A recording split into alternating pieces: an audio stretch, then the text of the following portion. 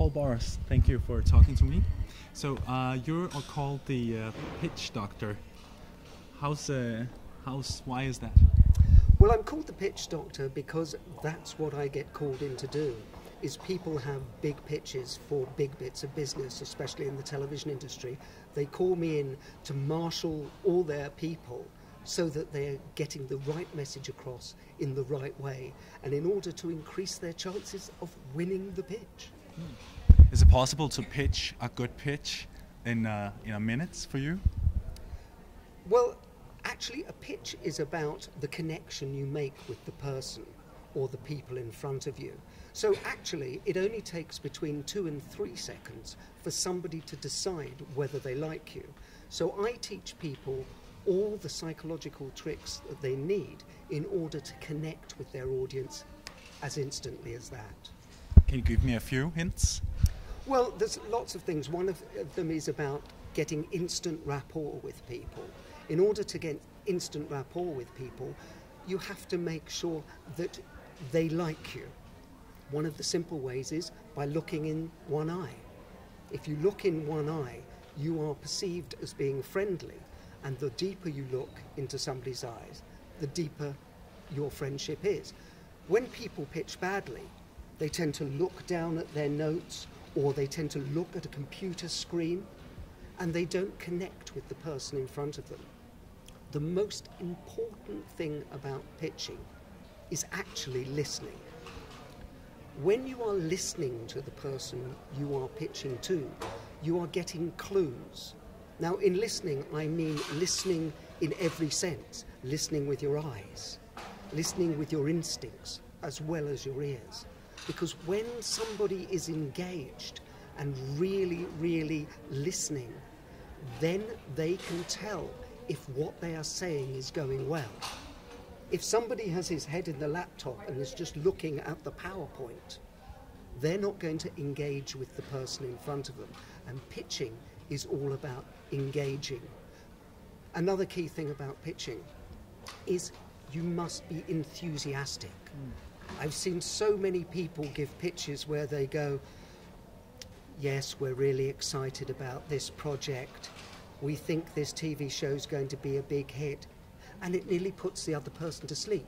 Because from a psychological perspective, and I'm a psychologist, I can tell you that if you want anybody to go into any state, you have to go into that state first. If you want people to be excited, you have to be excited. The first chapter in my book, The Pitching Bible, is called It's All About Them, which is basically the premise of every pitch. You have to be completely connected to the person or the people you are talking to in order for the pitch to be perfect. The Pitching Bible, the book, has had a tremendous success around the world.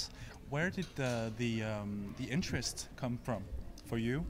Well, I've been in television for a long time, so I've had to pitch projects and formats all over the world.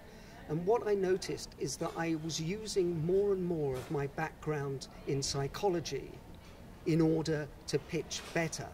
So I decided to make a study of what the greatest pitchers in the world did. And I honed all that information down into the Pitching Bible and used it to actually teach other people how to pitch to the best of their ability. Do you enjoy pitching? Do I look like I enjoy it? Yes, you do. I love it. Honestly, one of the things about pitching is that you have to be passionate. I'm really passionate about what I do. Otherwise, how can you expect anybody else to be passionate about it if you're not passionate about it? So if you're passionate about your pitch, it will be perfect.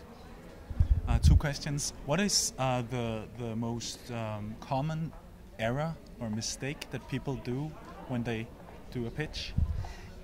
Well, I go back to the most common error being not listening to the audience, not paying attention. The most common error, and I see it a lot, is people who think that the material is the most important thing, and you get people who are inside their own heads thinking, I must remember to tell them this. And as soon as you do that and you close your eyes or you look away, you have lost the moment between the person and you. So it's crucial that your attention is on the other person. And I mean, there are lots of errors in pitching. I've seen people insult in a roundabout way the person who's doing it. I've seen your channel and all your programs are rubbish. You need to buy my program. You know, that's not a smart way to go about pitching it. But people do these kind of mistakes all the time. And that's what I'm trying to eradicate. One of the other big problems is people say bad things to themselves in their heads. People start off by going, I'm not very good at pitching, or I don't like pitching, or, oh no, not another pitch. And if you say bad stuff to yourself in your own head, it comes out. People recognize it, even if just on a very, very subtle psychological level. People think he's not confident, and nobody buys from somebody who's not confident. So what can the guests here at the TV Festival expect from your session in a few minutes?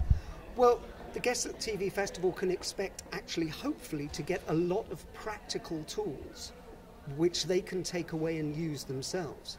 One of the things I always say is I'm not here just to lecture to people. I'm here to actually give them something that they can use in their everyday lives, something that they can take this afternoon, tomorrow, in the next week, and use in a pitch. And it may just be a new psychological way of thinking, or it may actually be a language pattern that they can use to increase their chances of getting the perfect pitch.